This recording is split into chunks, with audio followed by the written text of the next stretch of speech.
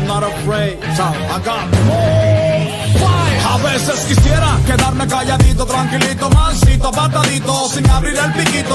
Pase lo que pase, no moverme un dedito, solo para que no digan aquí viene el cristianito. Hacer el papelito de que todo está bonito y no alarmarme ante lo corrupto e ilícito. Conformarme ante el sistema de este mundito y callar la verdad como si la verdad fuera un delito. No, yo pego el grito, póngase quien se oponga, y a quien le sirve el sombrerito que se lo ponga. I'm not afraid, so I got more fire. A veces quisiera quedarme calladito, tranquilito, mansito, apartadito, sin abrir el...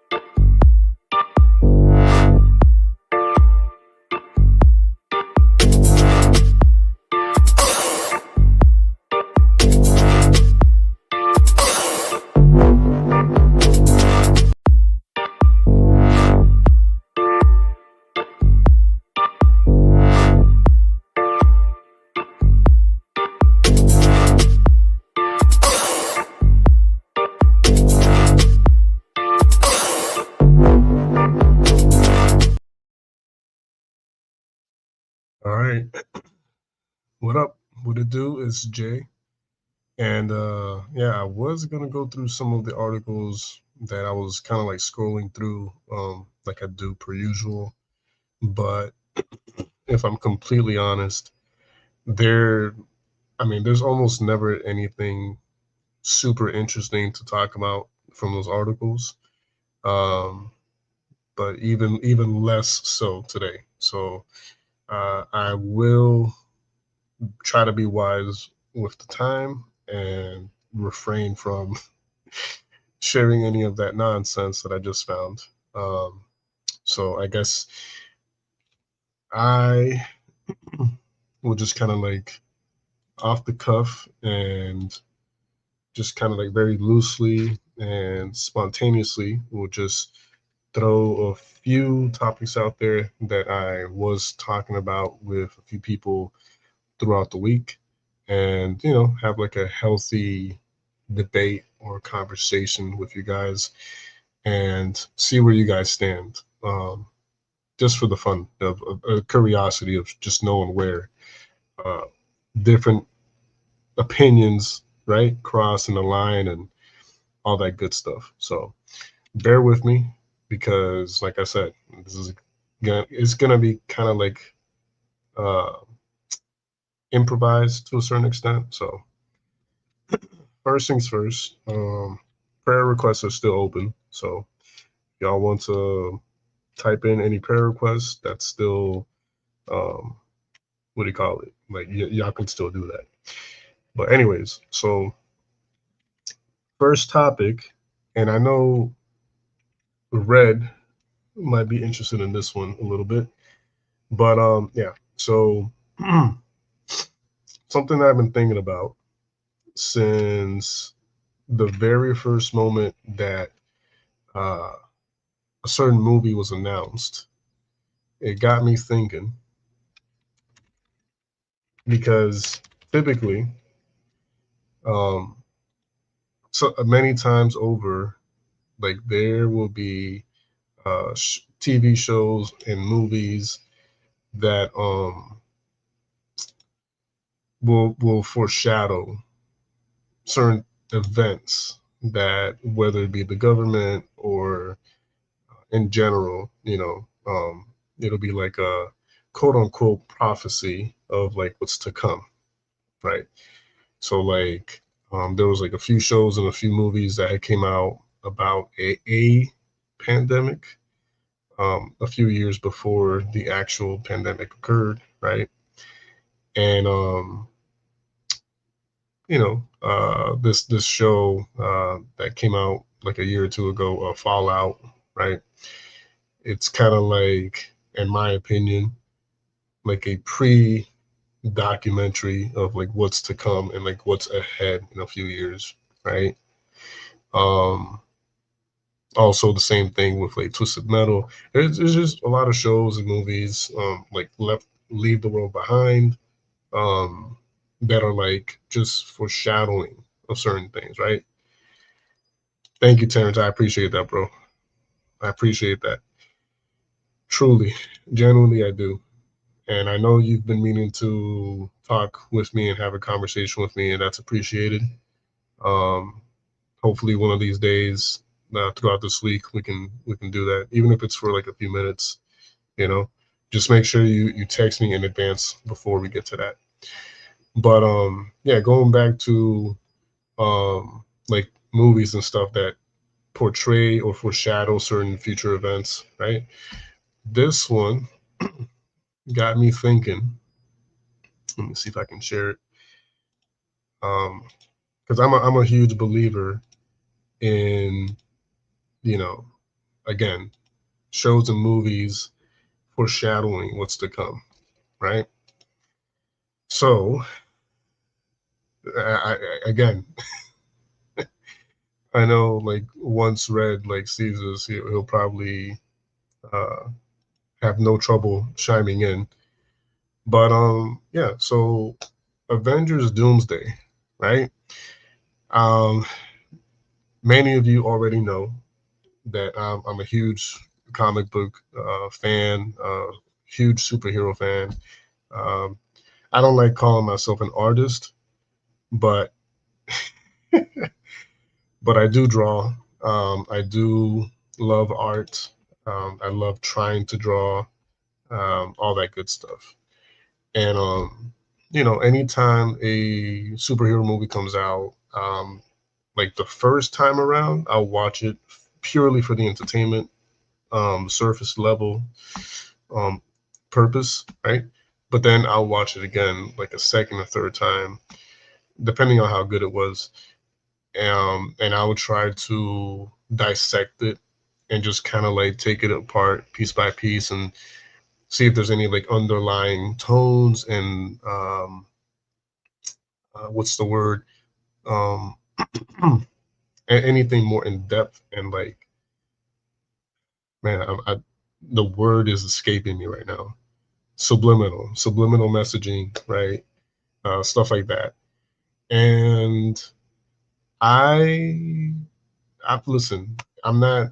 Don't write it in stone, right? Don't quote me. Don't be like, oh, Jay is about to like prophesy right now, and he's gonna lead us to the promised land, and like whatever he says has to be facts. No, I'm not saying any of that. I'm not saying that word for word. What we get from this upcoming movie is gonna be like a huge, prophecy of what's to come.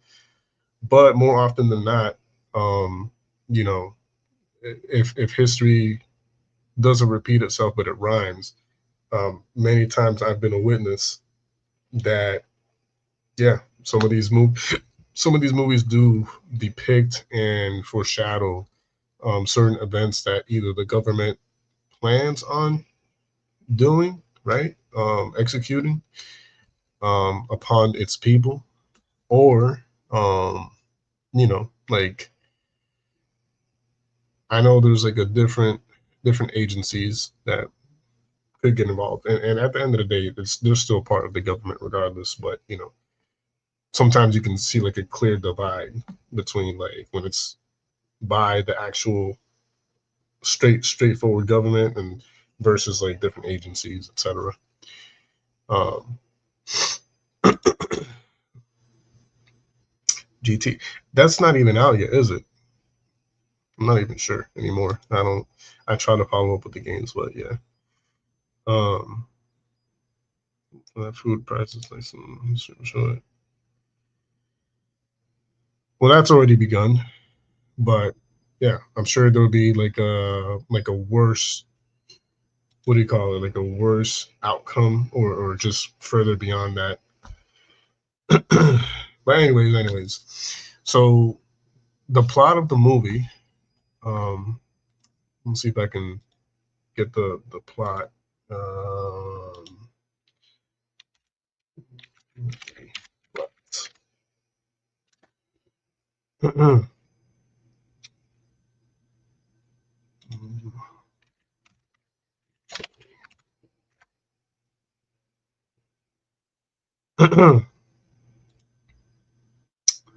All right.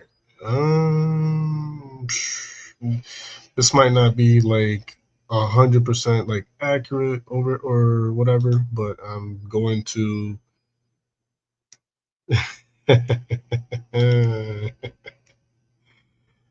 Oh yeah, bro. That's one of the other movies that I was trying to think of and I couldn't remember the name. But yeah, The Purge. That's another one that's like a foreshadowing of like what's to come, and they're getting people like um the no, forget the word.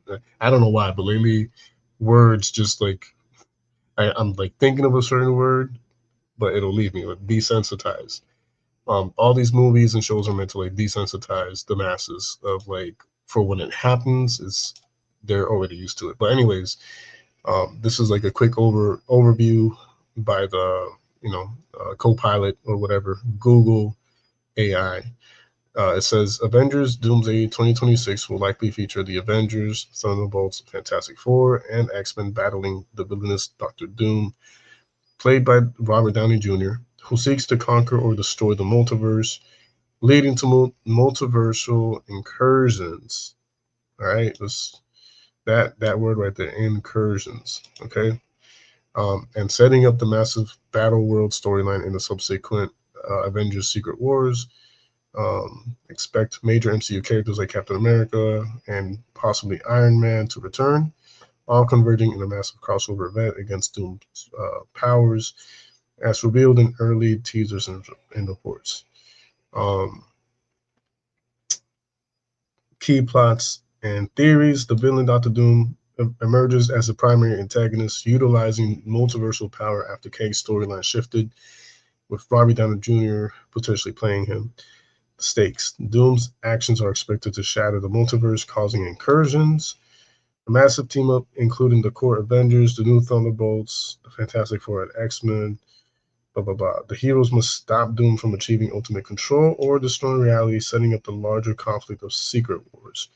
In essence, Avengers Doomsday will be a universe-shattering showdown against Doctor Doom, bringing together nearly every corner of the MCU for a massive multiversal war, according to reports from late 2025 and early 2026.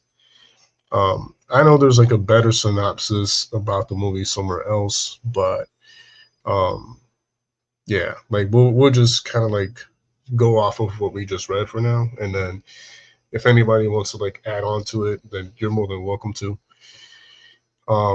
And yeah, definitely the X-Men trailer was amazing. Um, let's be real, like Cyclops finally gets his due. Because I'll be honest, man, like, I'll be completely honest. For the most part, right? Like in past movies with like Cyclops, he's held his own against like Wolverine. You know, he didn't take any BS from Logan or Wolverine, as he shouldn't, because he's always stood his ground against Wolverine. And I think most of us have a lot of respect for Cyclops for that, right? Um, but at the end of the day, um, at the same time where he hold his own and he don't take no BS, he's always kind of like portrayed as, you know, he's always having to like prove himself or whatever. And um, like I know like in the animated series and like the comics, he was never really portrayed like that. He you know, he held his own, but he always um was like confident. He, you know, like he was just like he didn't care. He had to do what he had to do, and you know he wouldn't back down or feel any type of like way. He would just be straightforward with his plans and his strategies and the mission. And you know, like Terrence is saying, he was a great leader.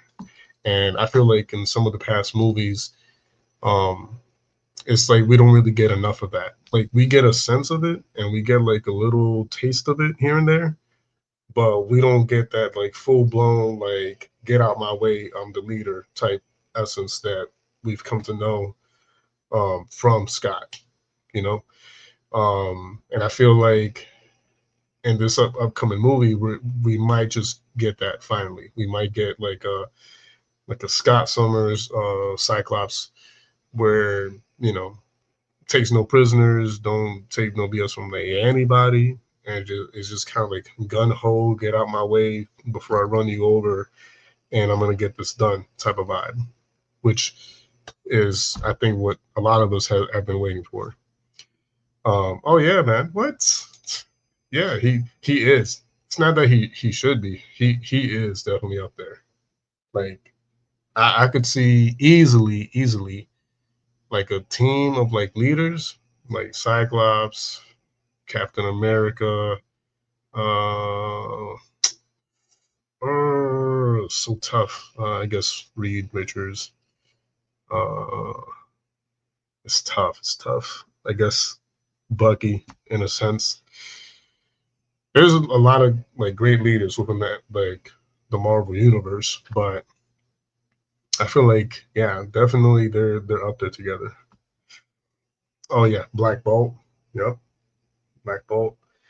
And but anyways, I kind of like got off track a little bit.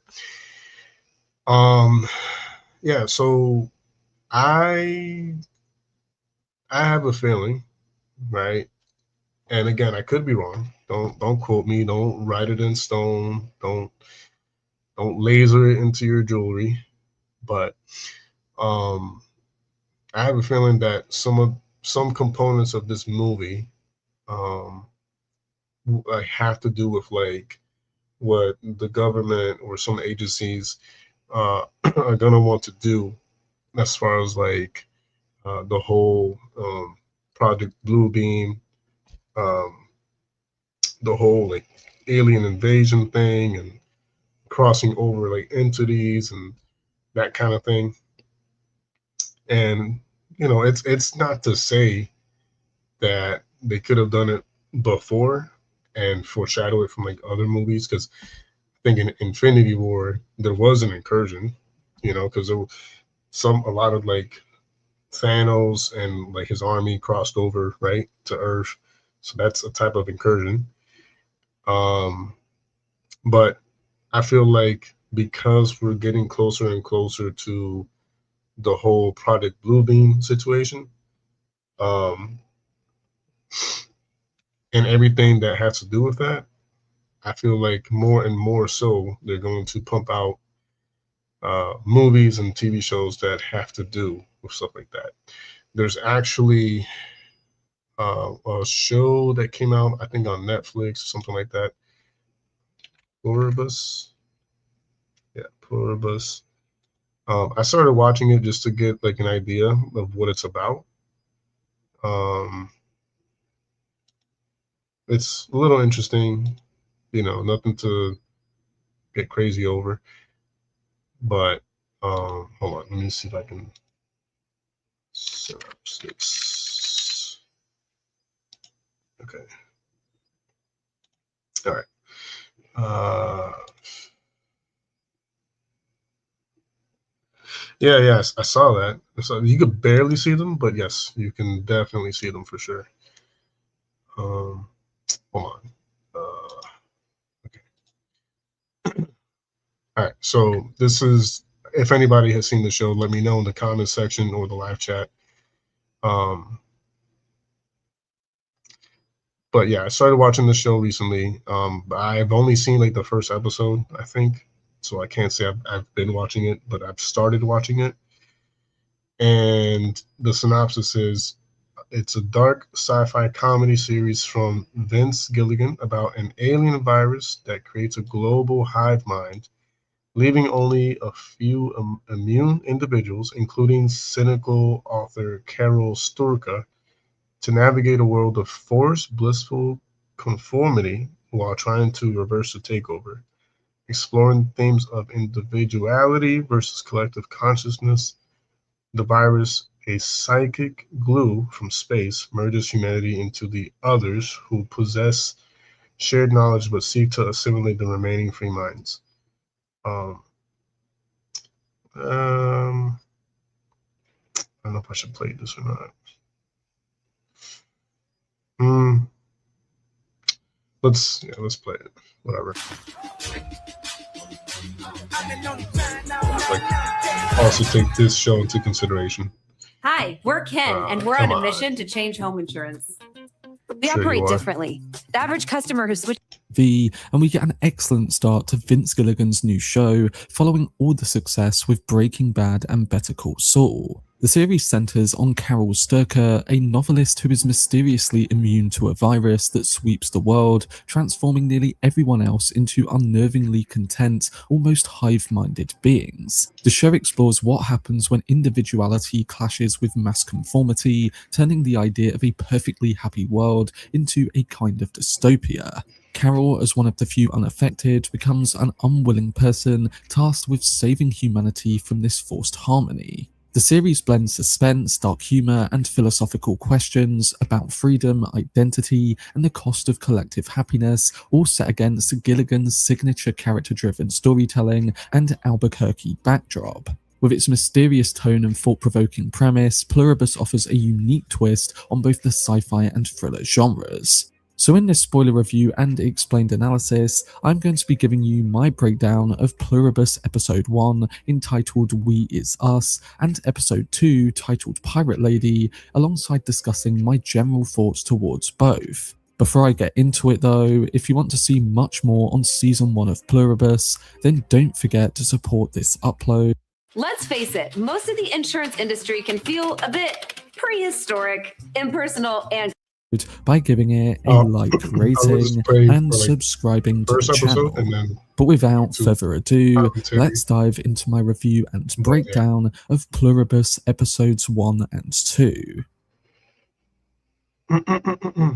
So the opening of Pluribus Episode 1 has us visit a quiet scientific setting. On screen, we get the supporting countdown timer reading 439 days, 19 hours, 56 minutes, and 8 seconds. After this disappears, we meet astronomers working at a deep space communications facility, picking up a repeating microwave signal coming from 600 light years away, one that pulses every 78 seconds. They determine that the signal isn't just a random noise, but encodes an RNA sequence, which they then convert into DNA and begin animal testing with. Like with the very first shot of the episode, a countdown clock timer appears on screen, showing the days and hours ticking down towards some unspecified event. Following this, we cut to a lab where the animal testing goes sideways. A rat that was presumed dead suddenly revives and bites a researcher through their glove. From there, a cascade begins, and people are infected via saliva, on-site petri dishes, donuts pulled from communal trays, and the situation morphs into a kind of hive mind, contagious scenario. Parallel to the science plot, we then meet our protagonist, Carol Sturka, played by the excellent Rhea Seehorn. She is a successful historical romance novelist who is finishing a book tour for her book, The Blood Song of Waikaro. We learn that she's sardonic about her fame and the readership, suggesting that part of her opinions on people are shared with how she appears in comparison to the appearance of the Hive takeover later on. She and her manager and partner Helen arrive back in Albuquerque, again a setting familiar with other Gilligan works, and they stop at a bar for a drink and a smoke. While there, we catch a news ticker on the TV that reports that an airport has shut down. But neither Carol nor Helen see this report, and to them, life still remains mundane. While Karen and Helen are outside having a smoke, Carol notices a pattern in the sky with planes flying in parallel or in odd formations. And at this very same moment, a pickup crashes into a car outside the bar parking lot. Carol runs over to help, and when she does, Helen suddenly collapses over near the bar. In a moment of stress, Carol's phone is smashed, so she attempts to go back inside the bar to find some help.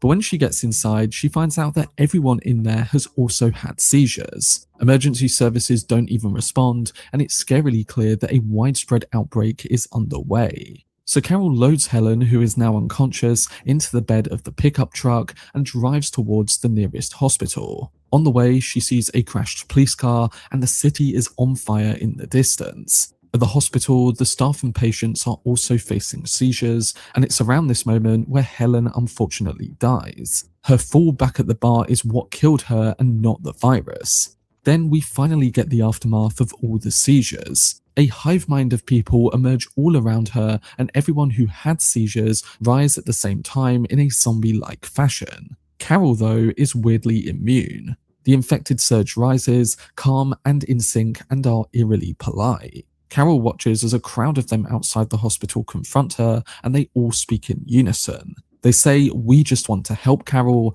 and one also tries to kiss her, as this is how the contagion spreads. Carol again doesn't change, and she escapes the whole situation. She brings Helen's body back to her house and notices her neighbors and even total strangers stepping aside in a coordinated gesture, as if the entire block acknowledges her at once. This brings us to the ending of episode 1, and it's here where Carol begins to get a few answers to what's truly going on. Inside her home, Carol turns on the TV and none of the channels work. But one channel does flick on, making Carol feel like she finally can get some information. On screen,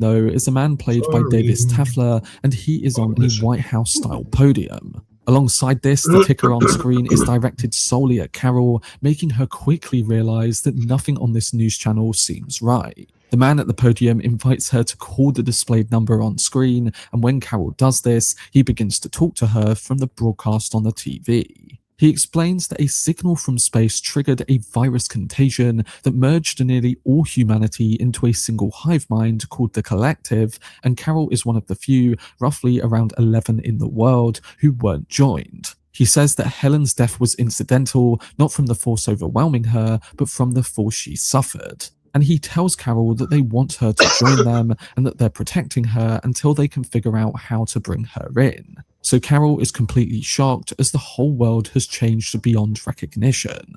A shot lingers on her face, then on the emptiness in her home, and then on the quiet outside. Everything familiar has collapsed, and the show sets up a bunch of questions going into episode 2. What is this hive mind? Why is Carol immune? And what will she do? The ending cements its open-ended nature, as the final shot of it displays the on-screen timer now counting up.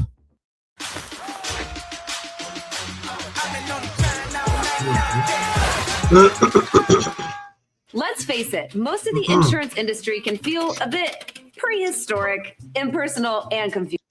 This brings us onto episode 2 of the show. Okay. So up until that moment, I think we could all follow along, right? So out, aliens or whatever, pretty much infiltrate a center, like a scientific center, and start spreading through intimate actions. At least from that first episode, it was like through a kiss that the virus would spread. Therefore, starting to make like a hive mind likeness and interaction between each person that becomes a host for the virus, right?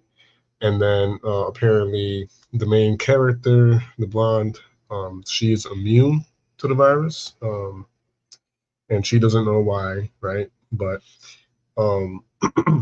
so, like, this is just, oh no, God, dear God, no.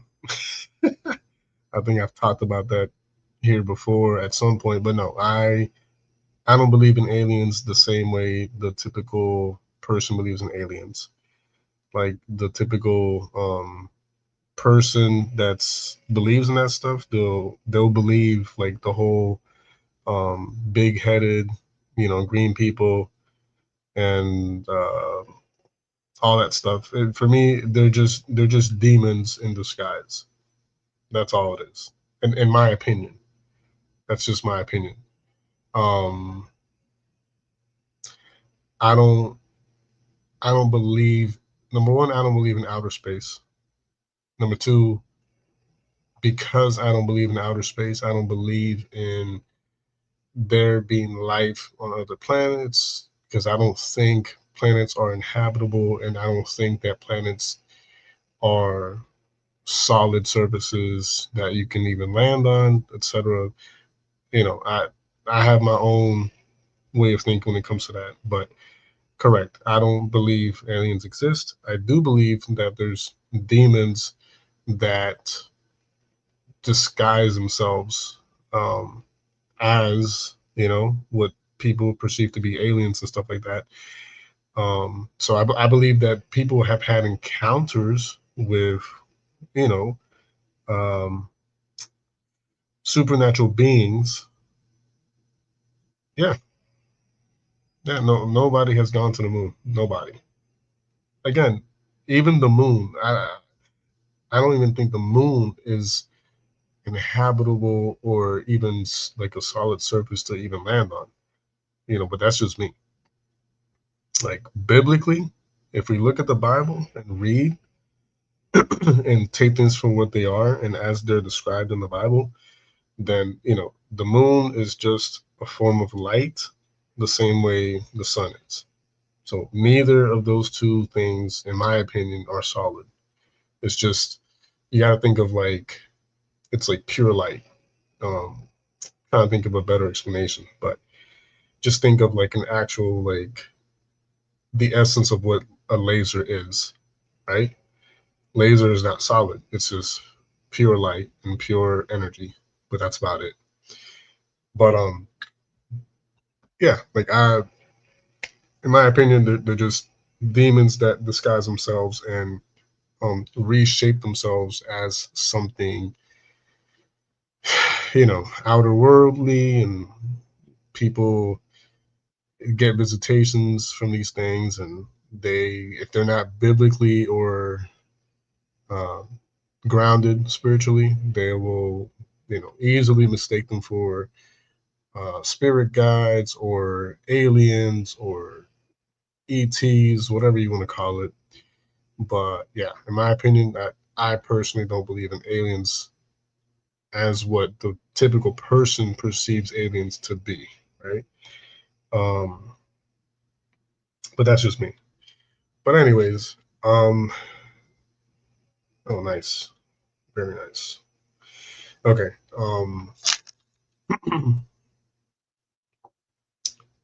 just take her.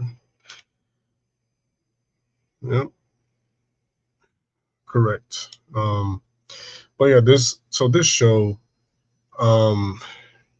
again, it's like a foreshadowing. I feel like when the moment comes for like the Nephilim and these fallen angels to fool the world and present themselves as aliens or whatever, I feel like they're going to operate in a similar fashion to where they will infiltrate certain communities and create a large scale hive mind, right?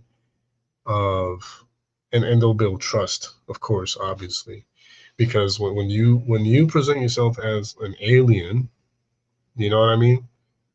People are going to fear you, but for the most part, right? Most people are going to be in fear, and they're going to be in shock and awe, and at the same time respect you just a little more, because like they don't know what you're capable of. They don't know if you've got like, you know, superpowers, you know, because again, we've been indoctrinated for so long that anyone that comes from quote unquote outer space automatically has some type of advantage physically, mentally, or whatever, right? So because of that, people are already expecting and assuming like, oh, this is like just in the shows and the movies. This is crazy. What if, you know, they got superpowers? What if they have like abilities? What if they're like super intelligent and highly equipped, right? Technologically advanced. So because of this, most part of humanity is going to lean on like trying to be on their side out of fear and out of respect and out of just not knowing, right? Not knowing what they're going to be capable of. So because of that, they're in my opinion, they're going to be able to create this large scale hive mind with a portion of the human race. Why do they need to do this? Because they need to build a collective that will join their side and the Antichrist and form that army that eventually, at some point, right after the Great Tribulation, will ultimately fight God and everyone that will come down from heaven with him.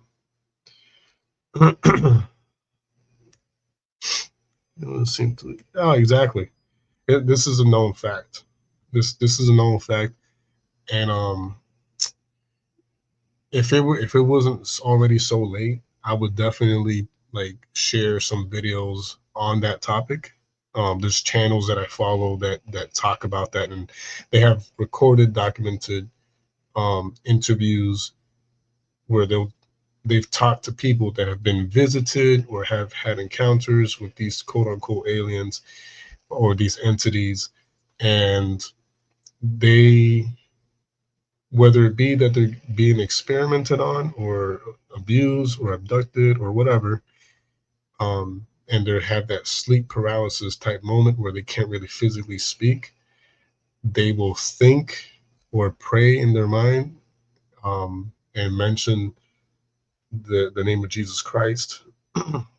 Or if they're physically able to, like even just barely talk, they will call out to Jesus Christ, and almost immediately the quote unquote aliens will leave them alone and put them back where they got them from and just leave. So it is a highly known fact. But yeah, yeah, they've made a bunch of movies because so when it comes to this topic, they've been making movies of aliens, I think as far back as like the 1960s or something like that. 1960s, maybe even a little before that. But this is the way you got to think of it. They have to start. They have to have started a long time ago, right? Because they have to build a rapport. They have to build like a man. They have to build a large library of content. Hey, what's going on? What's going on, NB Cap Fireside? God bless you, brother.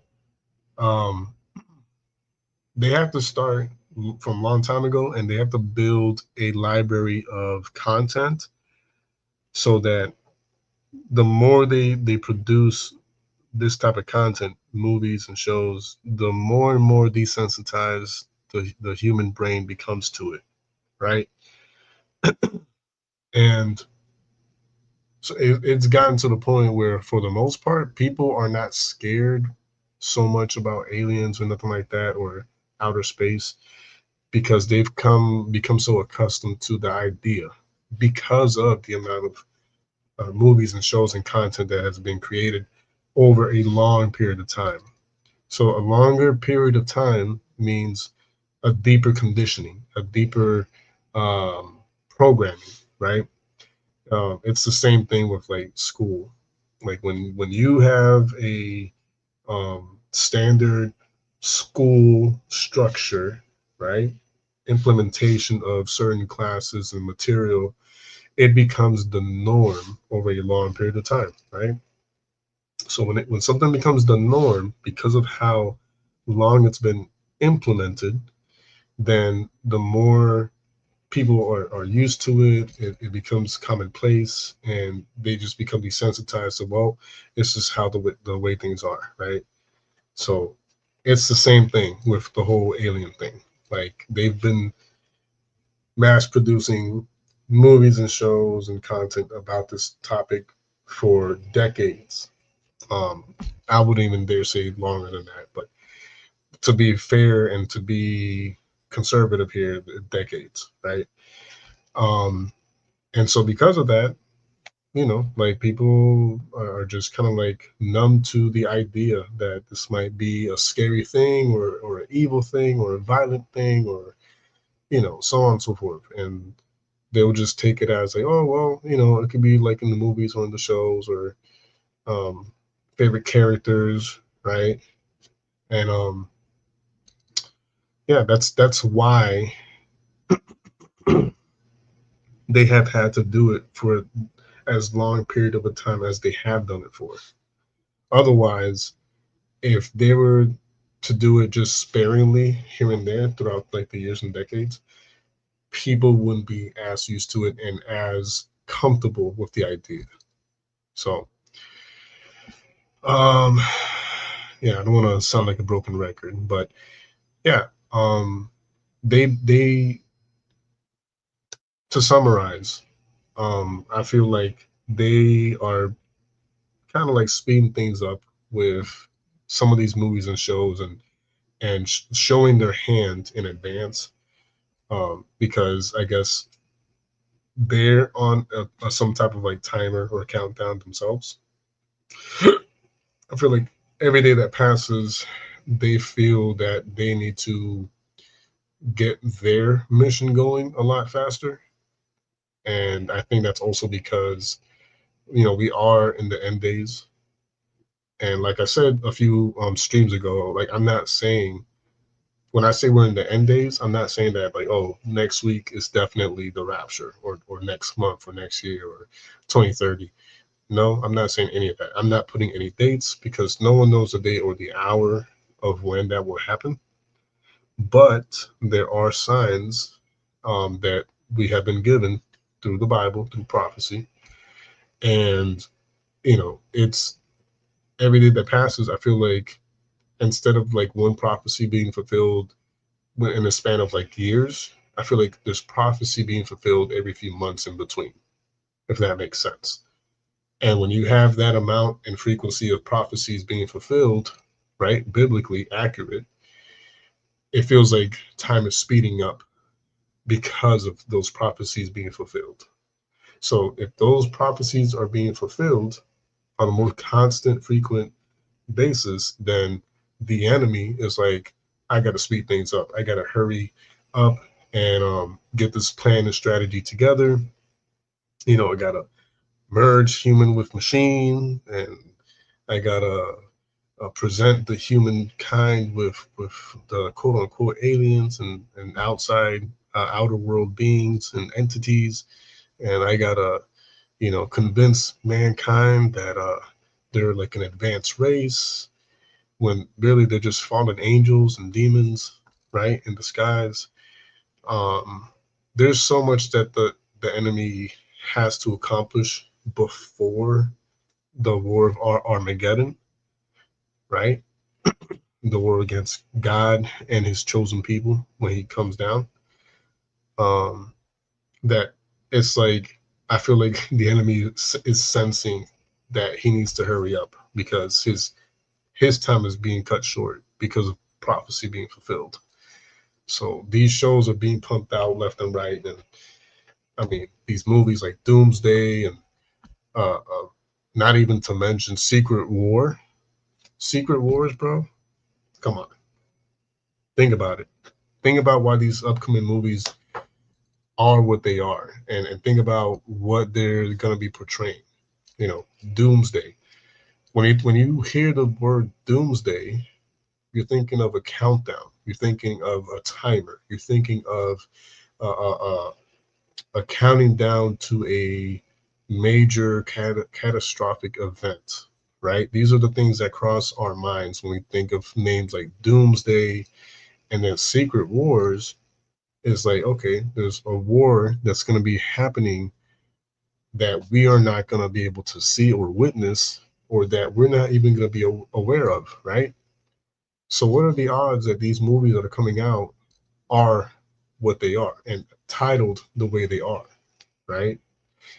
And 2 Timothy chapter 3, let me look that up real quick and put it up here. And while I do that, please feel free to chat with each other in the live chat. That helps the live stream and it helps the algorithm pick us up. So the more you comment and chat with each other in live chat, the more it helps the stream, the more it helps the channel, etc. But yeah, we said 2 Timothy chapter 3.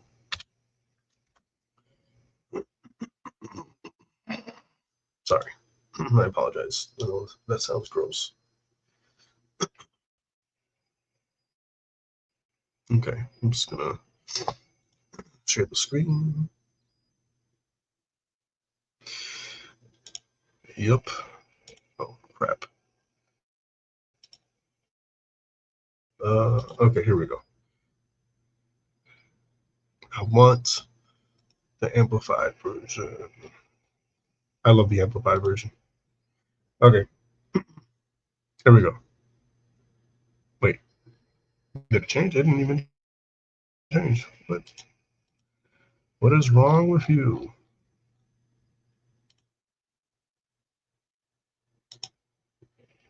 Okay, here we go. This is Dead Twist who brought this to our attention. So we're gonna read. We're gonna read and up until verse 9. Okay, it says. Well, let me make sure that I'm sharing it. Yes, correct, Terrence. Yeah, I meant to like in a different way, but yeah. Okay, so it says here, this is 2 Timothy chapter 3, titled Difficult Times Will Come. And it says, but understand this, that in the last days, dangerous times of great stress and trouble will come, difficult days that will be hard to bear. For people will be lovers of self, narcissistic, self-focused, lovers of money, impelled by greed, boastful, arrogant, revilers, disobedient to parents, ungrateful, unholy, and profane. And they will be unloving, devoid of natural human affection, calloused and inhumane, irreconcilable, malicious gossips, devoid of self-control, intemperate, immoral, brutal, haters of good, traitors, reckless, conceited, lovers of sensual pleasure rather than lovers of God, holding to a form of outward godliness, religion, although they have denied its power, for their conduct nullifies their claim of faith. Avoid such people and keep far away from them, for among them are those who worm their way into homes and captivate morally weak and spiritually dwarfed women, weighed down by the burden of their sins, easily swayed by various impulses, always learning and listening to anybody who will teach them, but never able to come to the knowledge of the truth. just as opposed Moses, so these men also oppose the truth. Men of depraved mind, unqualified and worthless as teachers in regard to the faith. But they will not get very far, for their meaningless nonsense and ignorance will become obvious to everyone, as was that of Jannes and Jambres. So, it's just letting you know. It's just letting us know that, and boy, when you really think about it, a lot of these things have been going on for a good while now, right? The lovers of themselves and lovers of money, etc. But, in my opinion, with this whole situation with AI and robots and deep fakes and being able to do a lot of things with these deep fakes software, and being able to put yourself in places that you would never be, right, in real life, all through the quote unquote magic of AI and deep fake technology. It opens so many doors and windows. It speeds things up. It speeds the whole cold-heartedness, the whole being dry with people, emotionless, because what really happens when you can't get what your flesh wants in the real world? Because as humans, right, if number one, if you're not of God, then you're already subjected to so many temptations, and you're more willing to cave in to your carnal and fleshly desires and sensual and sexual desires, and give yourself up to this depraved mind and all this other stuff, and it's easier for it to happen, right? Versus someone who knows God, someone who follows the word and is trying to live a godly life, trying to live righteously, right? But it still opens the doors and windows of so many not opportunities, but so many temptations to take up hold of us, right?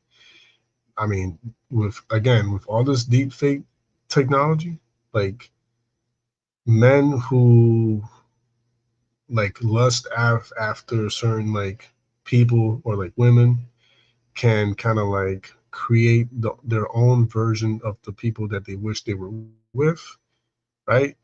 And create content and feel like they're with that person now, and vice versa. And I mean, I don't have to go beyond that, but you can imagine the things that can go on because of these temptations and these open doors and windows of quote unquote opportunity that is being given to everyone now, right? So because of that, the hearts are growing cold, and people are becoming distant because I could get what I want when I want because of this new technology, and I don't need to try hard to be with this person or win them over, or I could just have them in my own way, right? And the deprivation goes beyond that, way beyond that, but not going to get into that subject right now. But yeah,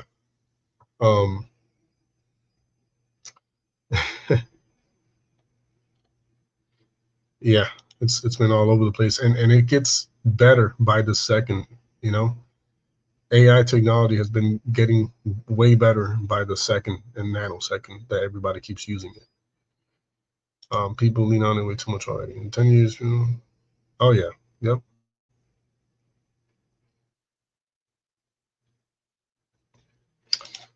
Amen. Jesus beats them all. At the end of the day, Jesus beats them all. Exactly. And they're going to become more and more disconnected with people in their real life, because again, if you can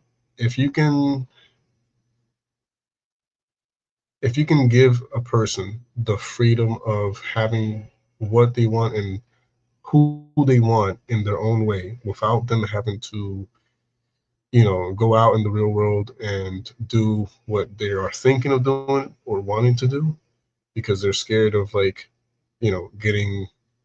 going to prison or going to jail because of those things. And they will be like, okay, well, I guess if I can't have them in the real world, and then I'll have them in my own way, like in my own place and however I want, whenever I want, right? When you give people that type of like freedom, people become extremely disconnected with their reality because you're already giving them what their carnal fleshly desires want. And when people are easily giving into that type of thing, then you're giving them beyond what they want. So they're going to be docile and happy and content. And, what easier way is there to control somebody than to give them what they want in a different way, but you're still giving them what they want. Oh, yeah. Yeah. And that's what it's about. At the end of the day, that's what it boils down to is, the enemy creating this false reality for these people, giving them what they want without necessarily giving them what they want all the way through, right? But they're giving them a sense of what they want. And who knows, even you never know. You never know if some of these people ultimately go out of their way to do what they want in the real world because maybe at some point it becomes not enough. Like the illusion has its levels and it has its like limits, and many times certain people who lack mental stability, right, it might not be enough for them, and they might ultimately go out of the way to fulfill these fantasies and dreams that they have that they've only been getting being able to become a reality in a fictional way, right? But it gets to like not be enough, and they just go forward towards doing the real thing, and that is beyond scary. So, yep.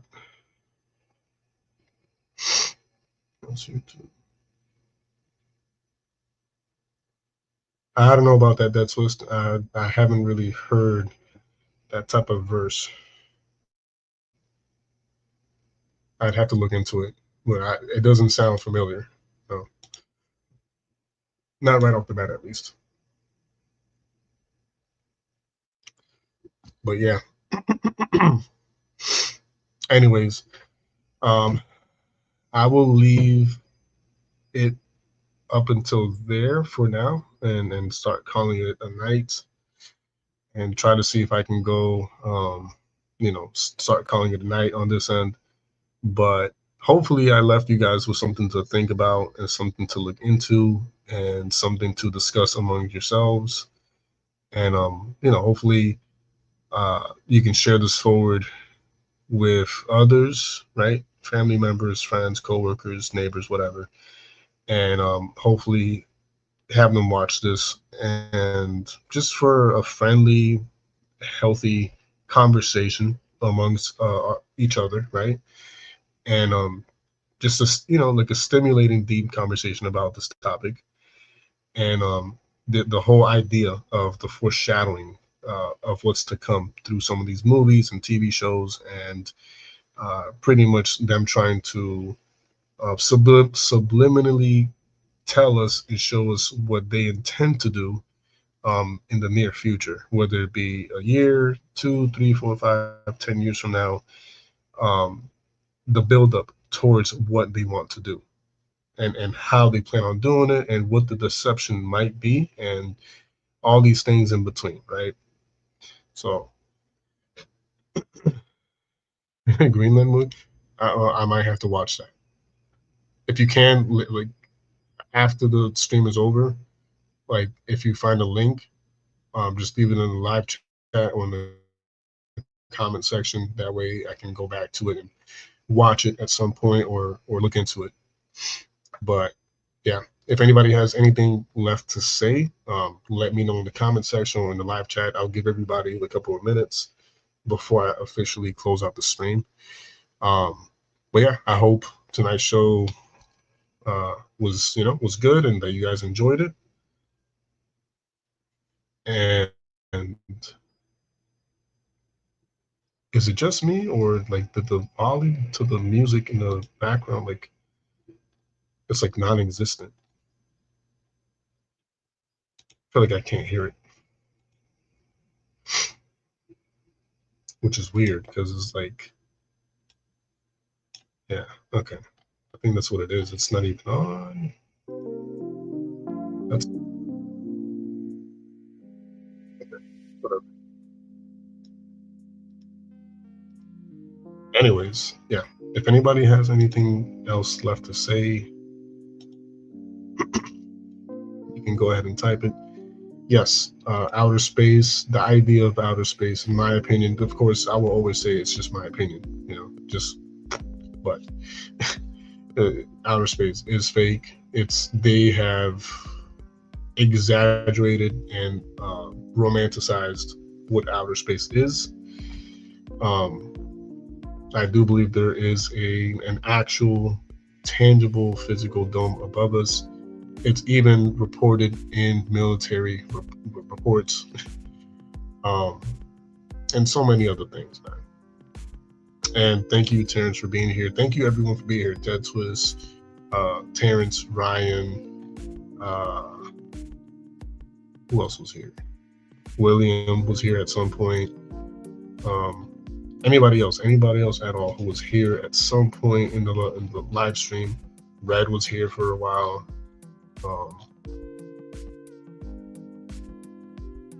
Tracy was here at some point. Yeah, so thank you guys for being here. I appreciate it. That's another good topic for another day for sure. And that's something that my father actually believed in, alternate realities. But yeah, we'll dive deep into it in another show. But yeah, God bless you guys. Thanks for being here. I'll appreciate if you share the stream forward with your friends or your circle, right? Your people. Really need to try to get the public watch hours up as fast and as much as possible. Trying to get into the YouTube partnership program and hopefully reach more people and build the community more and just be able to do this more long term, hopefully. So it'll help. And yeah, for those of you who are wanting to help with, because I am going to pay as best as I can, like the StreamYard subscription, so that I can keep doing this more frequently. But for those of you who are wanting to help with that, the PayPal information is in the banner below. No one is ever forced or obligated to. No one has to do anything. But if you have spare change and you wanted to just chip in towards that, it will go a long way, and I'll appreciate it. So God bless you all in advance. Love every single one of you. God bless you and your families. Good night. And as always, Jay out. Vision IBTV out.